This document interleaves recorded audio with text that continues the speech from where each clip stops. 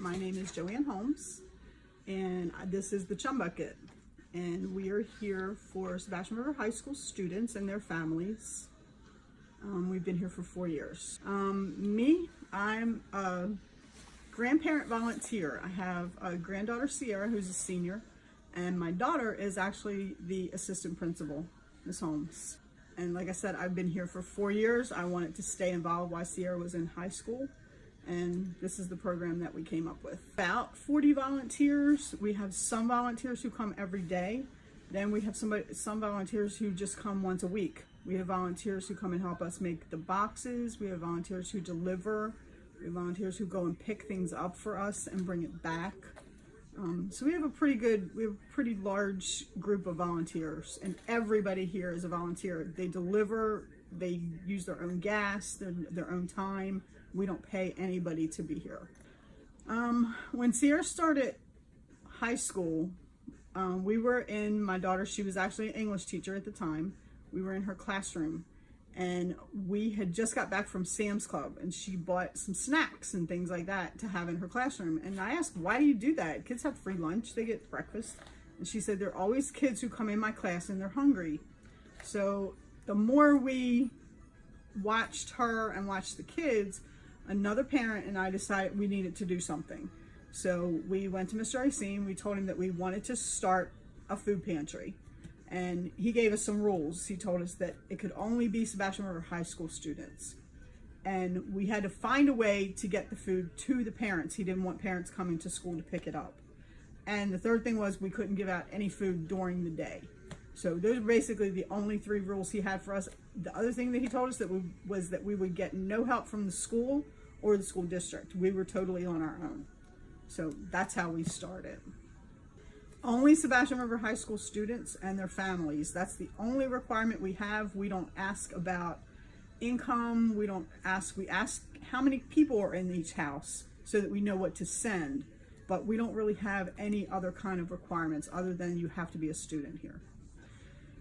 I'm usually here from 7 to 1, Monday through Friday. I have other people who are here. They come maybe an hour at a time, 2 hours at a time, whatever they want. But I'm usually here somewhere in the school, not necessarily in this room, but I'm usually here every day.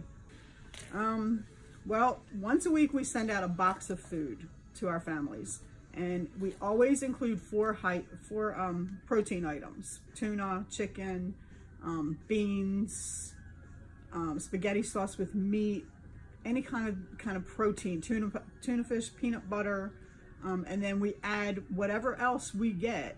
We have pasta, rice, we get some snacks from Winn-Dixie, whatever we can get into that box. We have a connection with a place called Shining Light Garden. They grow vegetables, and they grow vegetables. They don't sell them though. They only grow them for food pantries, homeless shelters, and for us. And once a week we go there and get cases and cases of vegetables like cucumbers, squash, onions, tomatoes, potatoes, those kind of things that people, if they were shopping, they're on a fixed income, they're not going to buy fresh vegetables because they're too expensive. So we can provide that to them. We also just started getting bread products from Winn-Dixie, so we're going to be able to add that into the mix. Once a month we do a hygiene box. In a hygiene box, they get shampoo, conditioner, soap, sometimes detergent, toilet paper, paper towels, anything that we can get. Most of that stuff comes from CVS, and we fill it up. Once a year, we do backpacks. Last year, we did 150 backpacks for our students, and they got a completely new backpack with all of the supplies that they needed to start the school year. We have money. When I go out and raise money, we have money that we can help kids with fees that they can't afford.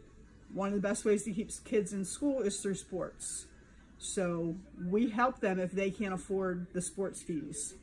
Athletic fees, band fees, cap and gowns, whatever we can help to keep a kid in school, we're going to try to pay for. Testing fees like ACT and SAT, if they need help with that, we'll try to do the best that we can to keep them in class.